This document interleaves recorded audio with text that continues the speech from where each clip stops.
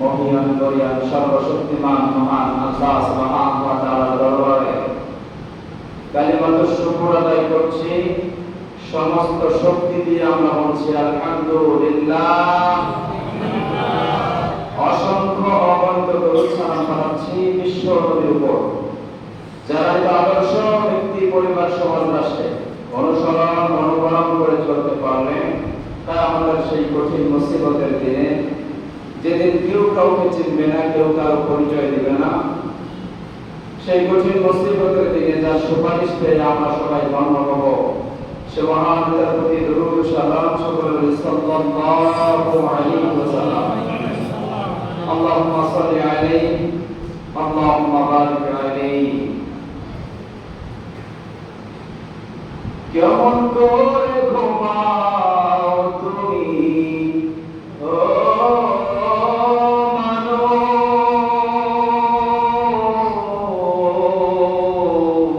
মানুষ, কেমন করে ঘুমাও তুমি ফজর করে কাজা, এমনও তো হতে পারে জোহরে জানাজা তোমার, এমনও তো হতে পারে জোহরে জানাজা। ঠিক না? মুসলিম হয় না জন্ম নিলে মুসলমানের ঘরে, কাফির মুমিন তফাৎ হয় সালাতের উপরে, মানুষ সালাতের উপরে। মুসলিম হয় না জন্ম নিলে মুসলমানের ঘরে,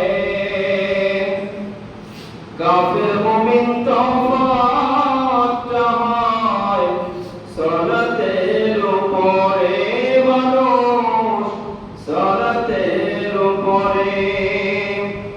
এই জীবনে সালাত জানো ও, এই জীবনে সালাত জানো, হয় না তোমার কাজা, এমনও তো হতে পারে জোহরে জানাজা তোমার, এমনও তো হতে পারে জোহরে জানাজা। বেনামাজির লাশ কবরেতে রাখিবে যখন,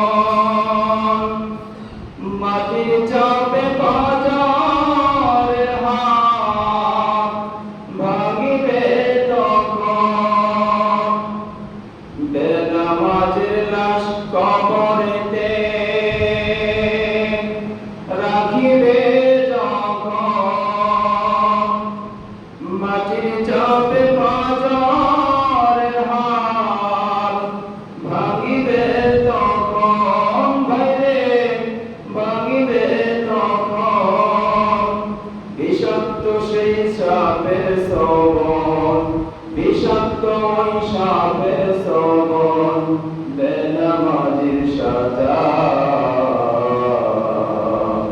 এমনও তো হতে পারে জোহরে জানাজা তোমার, এমনও তো হতে পারে জোহরে জানাজা। বেনামাজ পাবে না ভাই নবীর শাফাত, দোজখ হবে শেষ ঠিকানা, আযাব আর আযাব। বেনামাজ পাবে না ভাই নবীর শাফাত, দোজখ হবে শেষ ঠিকানা, আঘাত আর আঘাত। নামাজ বিনে পরকালে, নামাজ বিনে পরকালে পাবে না ভাই জাযা, এমনও তো হতে পারে জোহরে জানাজা।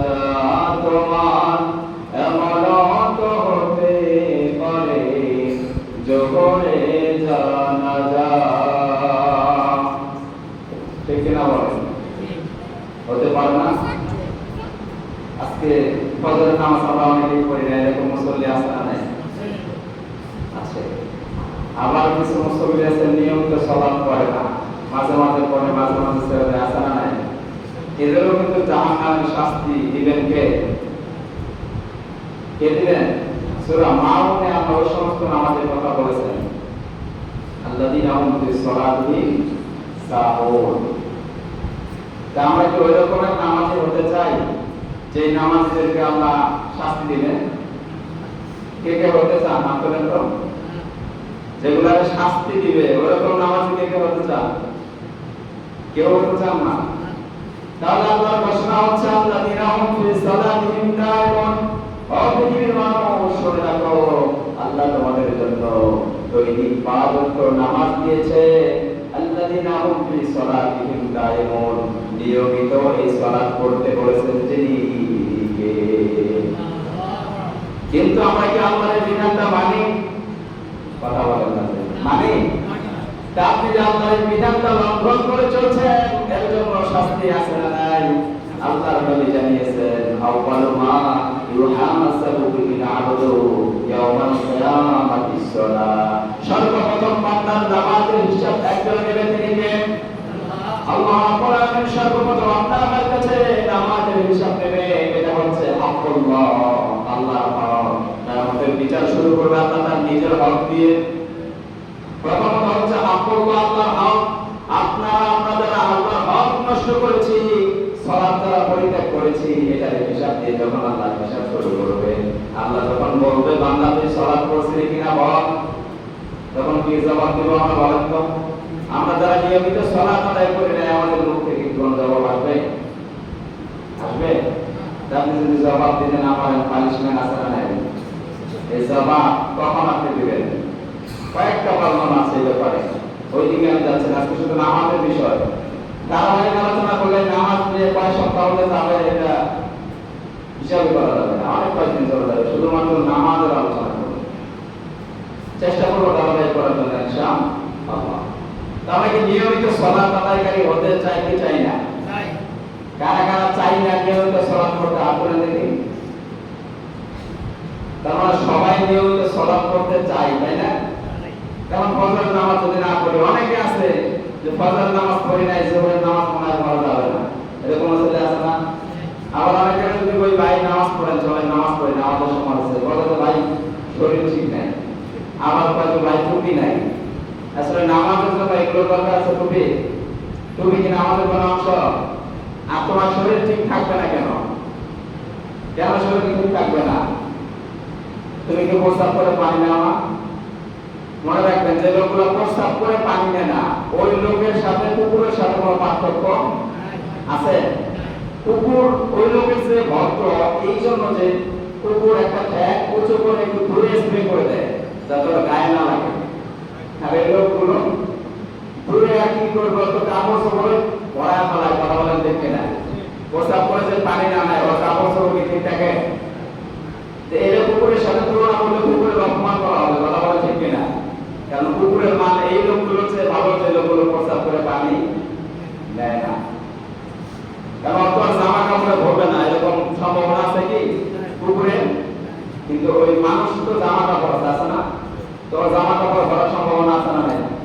এই জন্য কুকুরের চেয়ে এই মানুষগুলোকে নির্দিষ্ট করেছেন কে? আমি বলি নাই, আল্লাহ বলছে এরা চতুষ্প জানোয়ারের চাইতে অনেক নিকৃষ্ট বলে নাউযুবিল্লাহ। এজন্য প্রস্তাব করে পানি নেওয়ার দরকার আছে না? নাই। নামাজের চাবি কি? আল্লাহ নবী সাল্লাল্লাহু আলাইহি ওয়াসাল্লাম বলেছেন, মিফতাহুস সালাতি আত-তাহুর। সালাতের পবিত্রতা হচ্ছে, চাবি হচ্ছে ওযু। ওযু করে তোমাকে পবিত্রতা অর্জন করতে হবে সালাতের জন্য। কথা বলে ঠিক কিনা? পবিত্রতা হচ্ছে দুই ধরনের। পবিত্রতা দুই ধরনের। এক ধরনের পবিত্রতা হচ্ছে দৈহিক পবিত্রতা, যে পবিত্রতা অর্জন হয় ওযু এবং গোসলের মাধ্যমে। আরেকটা পবিত্রতা হচ্ছে আর্থিক পবিত্রতা, যে পবিত্রতা অর্জন হয় হালাল খাবারের মাধ্যমে। কিসের মাধ্যমে? দৈহিক পবিত্রতা আমরা সবাই অর্জন করি। গোসল ফরজ থাকলে গোসল করে নেই, ওযু না থাকলে আমরা ওযু করে নেই। এটা নিয়ে আমাদের কারোর মধ্যে কোনো সমস্যা থাকার কোনো কথা না। কিন্তু আর্থিক পবিত্রতা এখানে সমস্যা আছে না নাই? হালাল খাবারের সমস্যা আছে না নাই? এই আর্থিক পবিত্রতা যে মানুষটা অর্জন করতে পারবে না, ওই মানুষটা আর যাই হোক কোনদিন সে মুমিন হতে পারবে না, কোনদিন তার নামাজ আল্লাহর দরবারে পৌঁছাবে না। সবগুলো ঝুলন্ত অবস্থায় রেখে দিবেন কে? এত ইবাদত করছে এগুলো আল্লাহ পর্যন্ত পৌঁছাবে না, সবগুলো ঝুলায় রাখবে আল্লাহ, একটা আল্লাহ নিবে না। এটা কি আমার কথা? আল্লাহ বলছেন ইসলামের বহির্ভূত জীবন যারা যাপন করবে, ইসলাম বহির্ভূত জীবন যাপন করে যত কিছু করবে, নামাজ রোজা হজ যাকাত একটা আল্লাহ কবুল করবে না। রব্বুল আলামিন বলছেন যারা ইসলামের বাইরে জীবন যাপন করবে, ইসলাম অনুযায়ী জীবন যাপন করবে না,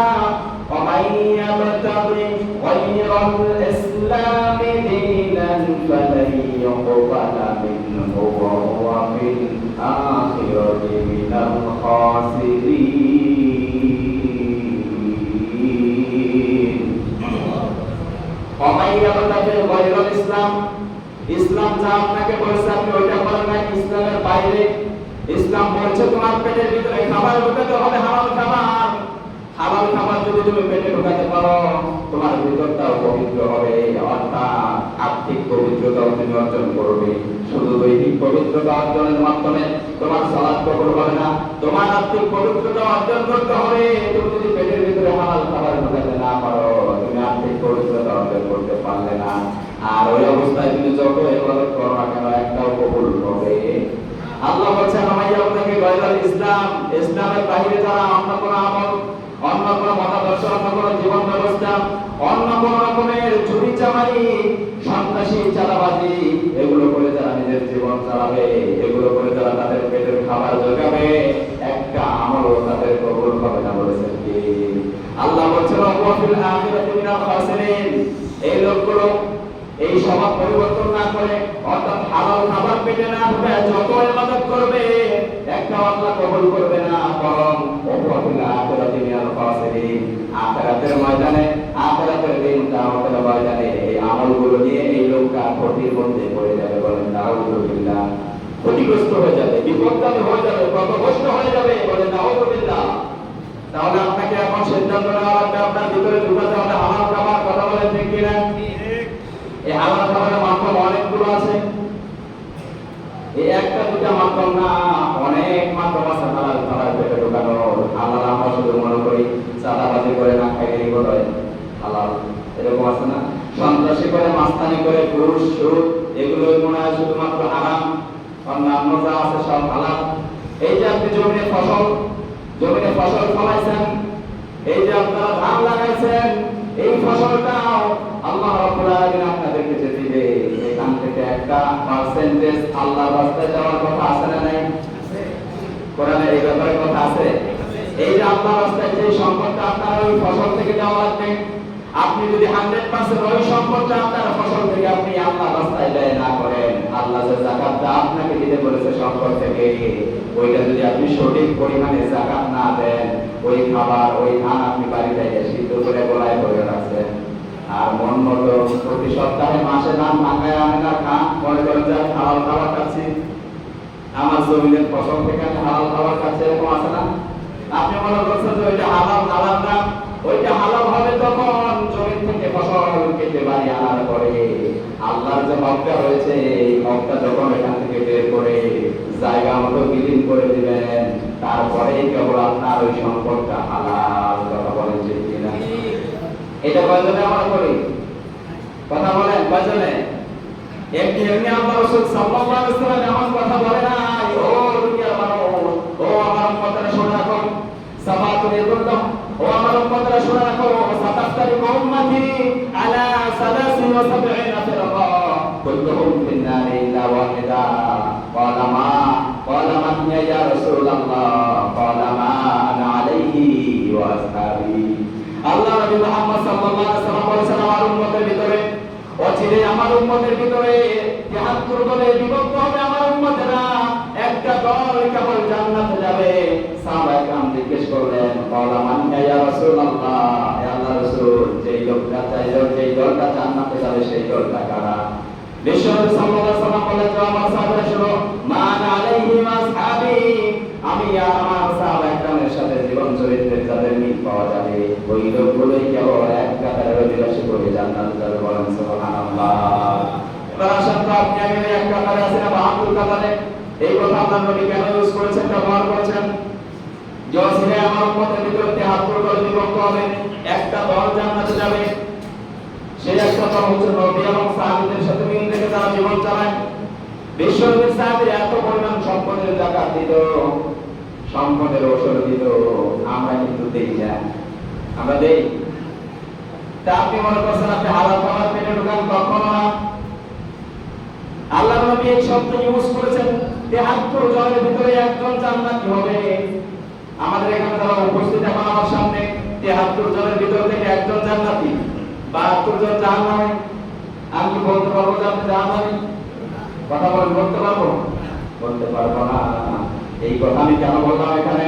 এই যে হালাল খাবারের কথা আমি বললাম, আপনার জমির ফসলগুলো বাড়িতে আনার পরে এই যে এখনকার যে সিজন চলতেছে, এই সিজনের নাম কি বলে? কিসের মৌসুম এটা? আমনের মৌসুম না? ইরি বলে, যেটা আমরা নিজেরা পানি দেই, মোটর থেকে মেশিন দিয়ে পানি দেই, ওটাকে বলা হয় কি? ইরির মৌসুম। আর এটাকে বলা হয় কিসের মৌসুম? আমনের মৌসুম। এই দুই মৌসুমের ধান আপনি কতটুকু দিবেন আল্লাহর জন্য? কতটুকু দিবেন এটা আল্লাহ বলে দেন? বলছে আল্লাহ? বলছে? বলতে বলবেন আল্লাহ বলছে, আল্লাহ বলছে, রাসূল বলছে, কিন্তু আমরা জানি না। এটাই হচ্ছে আমাদের কথা। আর আমরা না জানার কারণে আমাদের পেটে হারাম খাবার করতেছে, আর ওই কারণে আমরা জাহান্নাম যাব। কারণ আপনারা কি হালাল খাবার পেটে ঢোকাতে চান না হারাম? কে কে চান একটু হাত তুলে দেখুন। তার মানে হারাম ঢোকানোর চিন্তা ভাবনা আছে। কে কে হালাল খাবার পেটে ঢোকাবে হাত তোলেন। ভয় লাগতেছে, অনেকে তুলতে চায় না। কি ব্যাপার? আমি হাত তুলছি, বোঝেন নাই?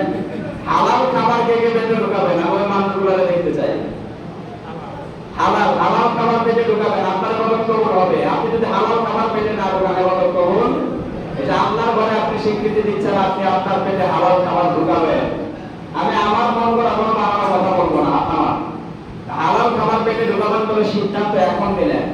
এই যে আপনার ফসল থেকে যে হালাল, আপনার ফসলটাকে হালাল করার যে পন্থা আল্লাহ অবলম্বন করেছে, আপনার উপর যে চাপিয়ে দিয়েছে আল্লাহ যে পন্থা, এই পন্থা এখন আপনাকে অবলম্বন করা লাগবে। করবেন তো? ইনশাআল্লাহ বলেন। ভবিষ্যতের কমিটমেন্টের ব্যাপারে ইনশাআল্লাহ বলা লাগবে। কি বলা লাগবে? আল্লাহ নবী মুহাম্মদ সাল্লাল্লাহু আলাইহি সাল্লাম তাকে একবার ইহুদিরা প্রশ্ন করেছিল কয়েকদিন, এরকম করে 15 দিন পর্যন্ত বিশ্বনবীকে আল্লাহ ওহিতে আরম্ভ করেছিলেন এই ইনশাআল্লাহ না বলার কারণে। ইনশাআল্লাহ না বলার কারণে কিয়ামতের ব্যাপারে এসে প্রশ্ন করেছিল ইহুদিরা, বিশ্বনবীকে বলছে কিয়ামত কবে হবে? বিশ্বনবীর কাছে ওই সময় কোরআন আয়াত নাযিল হয় নাই। বিশ্বনবী বলছেন কদা হবে যে আমি আগামীকাল বলবো, আগামীকাল আসবা। উনি মনে করেছিল এই আজকের দিনের ভিতরে আল্লাহ হয়তো আমাকে জানাই দিবে কিয়ামত কবে হবে। এরপরে রূহ সম্পর্কে জিজ্ঞেস করছে আসলে রূহটা কি? ওই দিন পরের দিন এসে আবার প্রশ্ন করেছে, বিশ্বনবী বললেন যে কদা হুজুরকুম আগামীকাল বলবো। এভাবে কয়েকদিন বলে দেওয়ার পরে তাদের ভিতরে একটা ধারণা এসে গেছে যে কিসের নবী তুমি? তুমি তো বলতেই পারো না গায়েবের খবর, তুমি আবার কিসের নবী? এরকম কথা কাফেররা যখন বলেছে, বিশ্বনবী সাল্লাল্লাহু আলাইহি ওয়াসাল্লামের এই শাস্তিটা আল্লাহ দেওয়ার মূল কারণ হচ্ছে তিনি বলেছেন ওয়াদা হুজুরকুম, আমি আগামীকাল বলবো, কিন্তু ইনশাআল্লাহ বলে নাই। এই ইনশাআল্লাহ না বলার কারণে আল্লাহ 15 দিন ওহি থেকে মাহরুম করেছেন। কতদিন?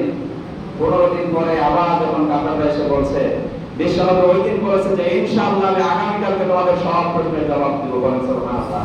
এই ইনশাআল্লাহ বলার কারণে পরের দিন আল্লাহ আয়াত নাযিল করে সব জানাই দিয়েছে। বিশ্বনবী কাফের থেকে ডেকে ডেকে বলছে আসো তোমাদের কার কার কি প্রশ্ন আছে যারা বলছিল সব উত্তর নিয়ে যাও। বলেন সুবহানাল্লাহ। এই কথা বলার উদ্দেশ্য কি? ভবিষ্যতের কমিটমেন্ট আপনি দিচ্ছেন। এখনো খেতে ফসল পড়ে আছে, আছে না? এর আমরা কয়েক বছর আগে দেখেছি একবার শিলা বৃষ্টি সব ফসল সবাই দিয়েছিল আল্লাহ। তারা বলেন দেখি না, আমরা শুধু খেয়াল নিয়ে আসছি বাড়িতে। এরকম গেছিল না একটা সময়? আপনাদের এদিকেও কি গেছিল? আল্লাহ যদি চায় এরকম দিয়ে সব শেষ করে দিতে পারে কি পারে না? এজন্য ইনশাআল্লাহ ভালো লাগবে। আল্লাহ রাব্বুল আলামিন আপনাকে যে ফসল দিয়েছেন, এই যে ঈদের ফসলের সময় মন করা কত কেজি চাউল আল্লাহর জন্য দেওয়া লাগবে, কত কেজি ধান আল্লাহর জন্য দেওয়া লাগবে, বলেন কি কয়জন জানেন? মন করা কয় কেজি? কয় কেজি? 2 কেজি। এখানে আল্লাহ আপনার উপর একটু ইহসান করেছেন, স্যাক্রিফাইস করেছেন এই জন্য যে এই সময় আল্লাহ নিজের পানি দিয়ে আপনার ফসলগুলো তৈরি করে দিচ্ছে। কথা বলেন ঠিক কিনা? আপনার আমার মেশিন দিয়ে মোটর দিয়ে পানি দেওয়া আছে রেগুলার লাগে নাই। আল্লাহ দেওয়া পানি দিয়ে আপনার ফসল হয়েছে যখন আল্লাহ আপনাকে বলছে যে আমি যেহেতু পানি দিয়েছি এখন একটু কম করে, সরি ভুল হয়েছে আমার, আল্লাহ দেওয়া পানি এই সিজনে দিতে হবে 4 কেজি করে মন করা। কয় কেজি? 4 কেজি। এখানে আল্লাহ আপনার উপরে ইহসান করেছেন, আল্লাহ পানি দিয়ে, কি দিয়ে? পানি দিয়ে আল্লাহ আপনার ফসলটাকে তৈরি করে দিয়েছেন। এজন্য আপনাকে এখান থেকে দিতে হবে মন করা 4 কেজি। কত কেজি? 4 কেজি। আর যেই সিজনে আমি মোটর দিয়ে সেচ দিয়ে পানি দিব, ওই সিজনে আমাদের উপরে ইহসান করেছে আল্লাহ 2 কেজি করে। কত কেজি? 2 কেজি। কারণ আপনি একটু পরিশ্রম বেশি করেছেন, পানি দিয়েছেন, রেগুলার কষ্ট করেছেন, এজন্য আল্লাহ 2 কেজি মাফ করে দিয়েছে। কিন্তু এই সিজনে যেহেতু কষ্ট একটু কম, অথবা স্প্রে করা লাগছে, সার দেওয়া লাগছে, এগুলো লাগবে, ওই বিষয়ে আজকে কথা বলবো না, যেহেতু শুরু করেছি। তাহলে আপনার জমিনের যে ফসলটা, আপনার এখন 1 বিঘা সম্পত্তি থেকে কয় মণ ধান হয়? 15, 20, 25 এরকমই হয় মনে করেন। ধরেন 20 মণ ধান হয়। আপনার 1 বিঘা জমি আবাদ করছেন, ধান হচ্ছে কয় মণ? 20 মণ। এখন এই 20 মণ ধান থেকে মণ করা যদি 4 কেজি হয়, 4 20 কত হয়? 80। 80 কেজি হলে কয় মণ হয়? তার মানে আপনি 1 বিঘা জমি আবাদ করছেন, যদি 20 মণ ধান হয়, 2 মণ ধান আল্লাহর রাস্তায় যাকাত দিতে হবে। কার কথা? এখন আপনারা 2 মণ দেন কি দেন না, এটা আপনারা বলেন। এখন এই যদি আপনি 2 মণ না দেন, আমি এখানে বলছি আমার কথা না, এটা কার কথা? আল্লাহর কথা। আল্লাহ রাসূল বলছেন, আল্লাহ বলছেন যে তোমার পেটে তুমি যা ঢোকাবা সব হারাম। আর এই খাবার খায়া যত ইবাদত করো, যত সিজদা করো, একটাও কবুল হবে। এই জন্য আল্লাহ নবী জানিয়েছেন, সাতাফতারিকু উম্মতি আলা 73 ফিরকা, আমার উম্মতের ভিতরে 73 দলে বিভক্ত হবে। ইল্লা ওয়াহিদা, একটা দলে জান্নাতে।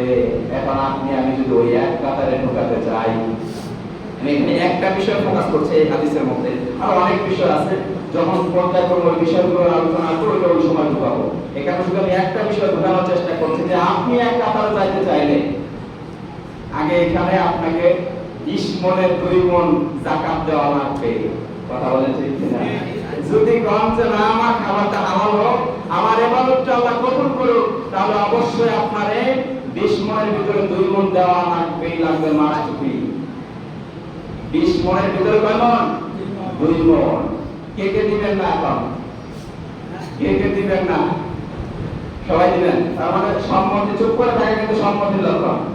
চুপ করে থাকা কি সম্মতির লক্ষণ। তার মানে আপনারা সবাই দিবেন বলে আমি বিশ্বাস করি। হয়তোবা সেদিন সময় সামনে আসতে চান, হয়তোবা যাবো আপনাদের কাছে যাকাতের জন্য, তখন দেখা যাবে আসলে, তখন পরীক্ষাটা আমি প্র্যাকটিক্যালি নিব আপনাদের কাছে। এখন হয়তোবা বলছি শুধু আপনাদেরকে, এখন কি বলছি, দে যাকাত তোরা দে রে যাকাত, দে যাকাত তোরা দে রে যাকাত, তোর দিল খুলবে পরে আগে খোলো হাত, দে যাকাত তোরা দে রে যাকাত। আপনার হাতটা অগ্রসর করেন না, যাকাত দেওয়া শুরু করেন না, আপনার দিলটা পরিষ্কার করে দেবেন কে?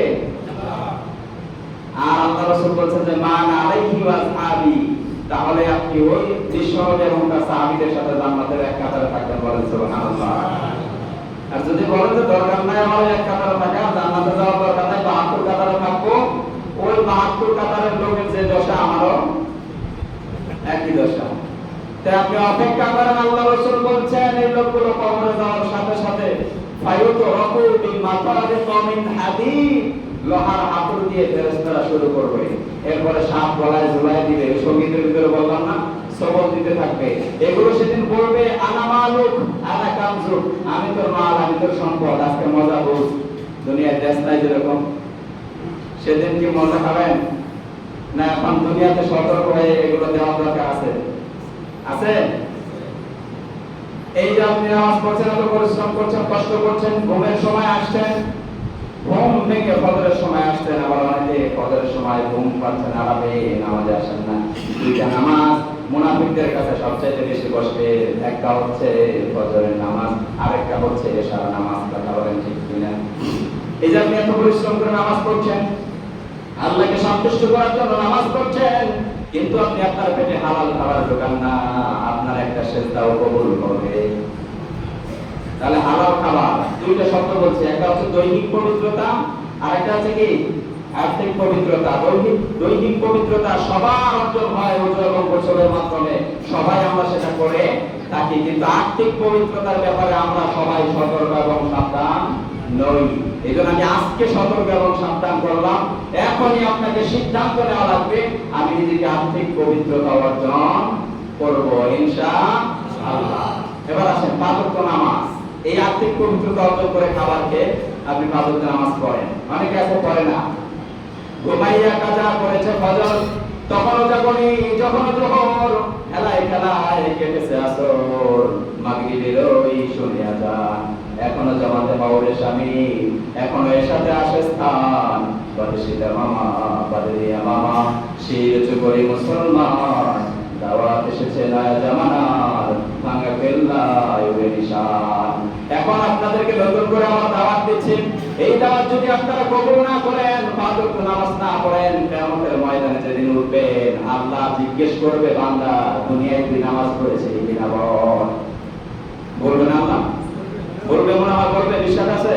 আপনি লিখে নিয়ে যান সূরা কলম 42 নম্বর আয়াত, আল্লাহ রাব্বুল আলামিন এই তথ্য দিয়েছেন। আর অনেক আয়াত আছে আমার নোট করা আছে, সেগুলো আপনাকে ছোট করে বলতে পারতাম, মাথায় দিয়েছি মোটামুটি। আল্লাহ রাব্বুল আলামিন সূরা কলমের 42 নম্বর আয়াতে আল্লাহ রাব্বুল আলামিন জানিয়েছেন, ইয়াউমা ইউকশাফু আন সাকিন ওয়া ইদআউনা ইলাস সুজুদি ফালা ইয়াস্তাতিউন।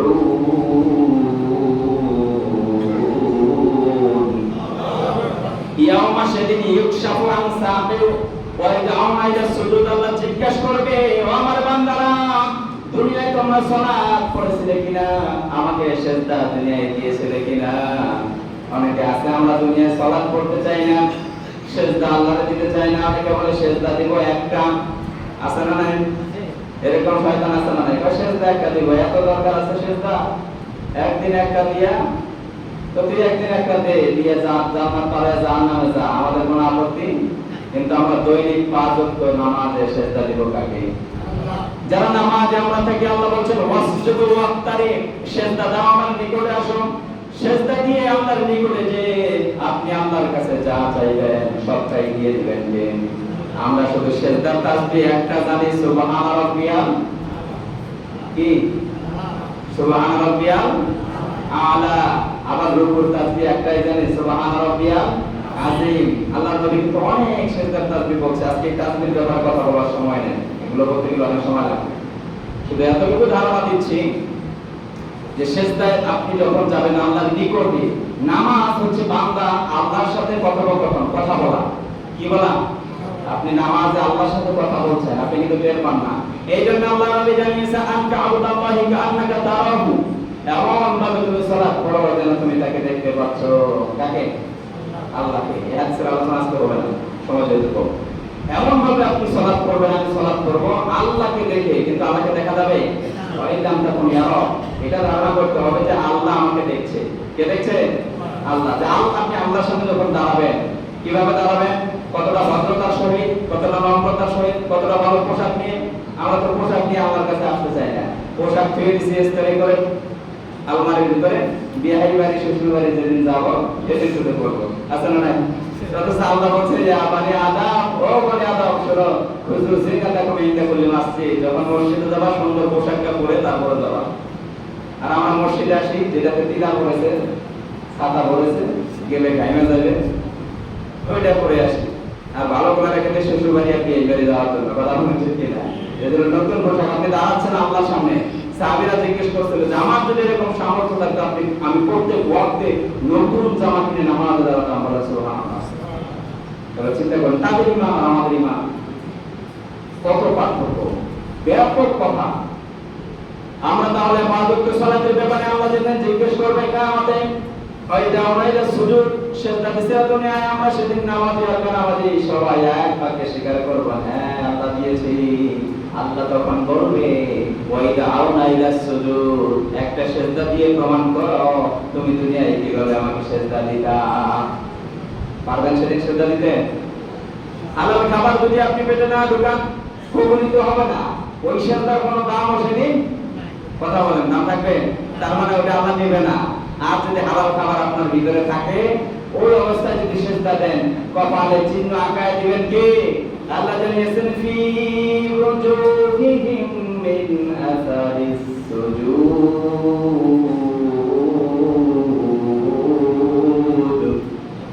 আপনি হালাল খাবার খেয়ে আল্লাহর ইবাদত করবেন, সিজদা দিবেন, কপালে আল্লাহ আপনার সিজদার চিহ্ন এঁকে দেবে।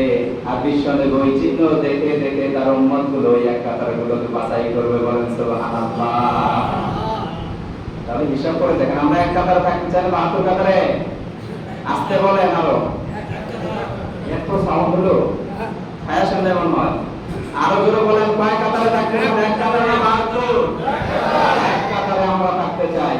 যদি এক কাতারের অধিবাসী আমরা হতে পারি, আল্লাহ যখন বলবে বান্দা একটা সিজদা দে, আমরা সবাই আল্লাহু আকবার বলে সিজদায় চলে যাব। বলেন সুবহানাল্লাহ, আল্লাহু আকবার। আপনি যখন আল্লাহু আকবার বলে সিজদায় যাবেন, আল্লাহ ওকে সিজদা ওই সময় সিজদার চিহ্ন দিয়ে দিবে আপনার কপালে। আর যে মানুষগুলো দুনিয়ায় সিজদা দেয় নাই, ওরাও চেষ্টা করবে আজকে মুমিনদের সাথে নামাজীদের সাথে একটা সিজদা লাগাই, যদি পার পেয়ে যেতে পারে।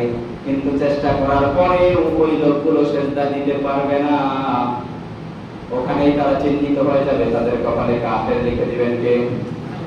তাদের কপালে কাফের লিখে দিবেন, তারা সিজদা দিতে পারবে না। তাদের চেহারাটা লজ্জায় মলিন হয়ে যাবে। আল্লাহ পরের আয়াতে জানিয়েছেন খাশিয়াতান আবসারুহুম তারহাকুহুম বিল্লাহ ওয়া ক্বাদ কানু ইয়াদউনা ইলাস সুজুদি ওয়া হুম সালিমুন। আল্লাহু আকবার। খাশিয়াতান আবসারুহুম তারহাকুহুম বিল্লাহ, লজ্জায় অপমানে তাদের চেহারা সেদিন মলিন হয়ে যাবে, কালো হয়ে যাবে। বলেন নাউযুবিল্লাহ। লজ্জা লাগার কথা না? আল্লাহ কোটি কোটি মানুষের সামনে সিজদা দিতে পারলো না, সেখানে প্রশ্ন করবে আল্লাহ, আল্লাহ নিজের পা উন্মোচন করবে, বলবে সিজদা দে আমার পায়ে। সেদিন সিজদা দিতে পারবে না। লজ্জাটা কেমন লাগবে সেদিন? যারা দিতে পারবে না তারাই কেবলমাত্র বুঝবে। কথা বলেন ঠিক কিনা? মানে বাবা, কোন বাবার সন্তান যদি কোথাও চুরি করে ধরা পড়ে মনে করেন, অথবা জেনা ব্যবস্থা করে ধরা পড়ে, ওই সময় ওই সন্তানকে আটক করে রেখে বাবারে ফোন দিয়ে যদি ওই জায়গায় নিয়ে যায়, ওই বাবার অপমানটা কিরকম মনে হয় বলেন তো? সে দুনিয়াতে আসে না মরে গেছে এরকমটা। কথা বলেন ঠিক কিনা? মানে এর চেয়ে মরে যাওয়া ভালো, এর চেয়ে আরো কত বেশি অপমান সেখানে হওয়া লাগবে চিন্তা করছেন আপনি? এখানে দুনিয়া আর কয়টা মানুষ দেখবে? ধরেন 2-4-5 হাজার মানুষের সামনে আপনারা অপমান করলো, কিন্তু কিয়ামতের ময়দানে কত মানুষের সামনে অপমান করা লাগবে? কেন? আপনি সিজদা দিতে পারলেন না। এই অপমানের চেয়ে ওখানে অপমান বেশি হবে না কম? আওয়াজ তো বলেন। এখন যদি ওই অপমান থেকে বাঁচতে চান, নামাজের দরকার আছে না নাই? এই জন্য আল্লাহ রাব্বুল আলামিন বলছেন, যখন সিজদা দিতে বলবো সিজদা দিতে পারবে না, তাদের লজ্জায় চেহারা মলিন হয়ে যাবে। অথচ দুনিয়াতে অকদ কানু ইদউনা ইলা সুজুদ, দুনিয়াতে এই মানুষগুলোরে কত বলা হয়েছে ভাই সিজদা দাও, নামাজ পড়ো, নামাজের আন্দোলন করো, এগুলো বলা হয়েছে কত। কথা বলেন ঠিক কিনা? এই যে আমি আজকে বলছি, প্রতি সপ্তাহে বলি, হুজুররা সবসময় বলে, মাহফিলে বলে, সব জায়গায় বলে না? কিন্তু আমরা শুনি নাই। আমরা শুনি না, শুনেও না শোনার বান করে থাকে, আছে না নাই? যাতে মাতাল তালে ঠিক কি করে করো, আমি আমার মন গড়া, আছে না নাই? এই জন্য এখন সাবধান করছি, আপনি যদি অপমান সেদিন হতে না চান, আপনাকে যদি আল্লাহ রাব্বুল আলামিন পানিশমেন্ট দেয়, এটা যদি আপনি না চান, এখন এই 5 ওয়াক্ত নামাজ পড়ার দরকার আছে না নাই? আল্লাহ আমাদেরকে কবুল করুক, আমরা বলি আমিন। সবে তো মাত্র শুরু করেছি, এখনো তো করার কথা বলি না। আমার কথা কিন্তু আরো করা হয়। যদি আপনারা ঠিক না হন, আমি কিন্তু ঠিক হবো না। কথা বলতে নাই? গত সময় একটু হয়তো কষ্ট পাইছেন, কষ্ট পায় লাভ নাই, বুঝছেন? আমি আপনাদেরকে ভালোবাসি, আমি চাই আপনাদেরকে নিয়ে একসাথে জান্নাতে যেতে। কথা বলেন ঠিক কিনা? এখনো যারা পায়নি নাম কোরআনের এই মিছিলে, শুনিয়ে দেই বলো সত্যবাণী, শুনিয়ে দেই চলো সত্যবাণী।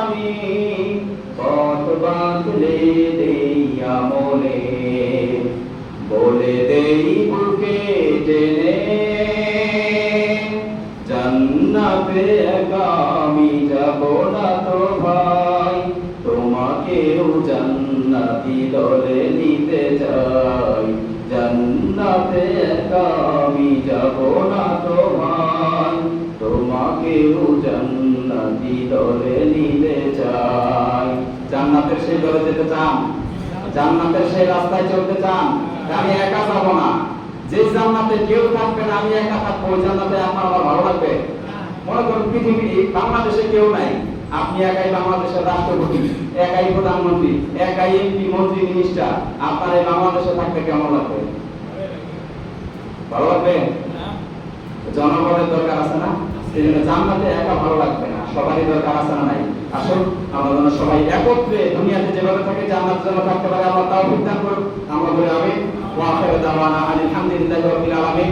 আপনারা যদি আরো আগে আসেন, আমি আরো আগে আলোচনা শুরু করব, বেশি বেশি আলোচনা শোনাবো ইনশাআল্লাহ।